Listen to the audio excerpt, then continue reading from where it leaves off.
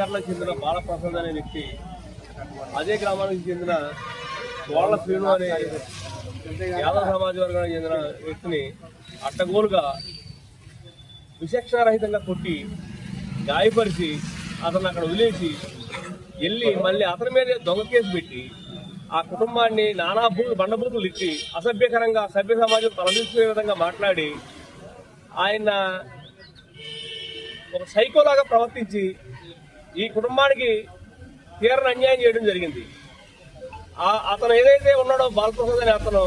గౌరవంగా వచ్చి క్షమాపణ చెప్పి ఈ బాధితులకి జరిగిన అన్యాయానికి న్యాయం చేసి అతనికి పోలీస్ స్టేషన్లో గట్టిగా శిక్ష విధించేలాగా మాకు శిక్షలు వేసి ఆ కుటుంబానికి న్యాయం జరిగేలాగా పోలీసు వారు చర్యలు తీసుకోవాలని మేము యాదవ సంఘం తరఫున డిమాండ్ చేయడం జరుగుతుంది.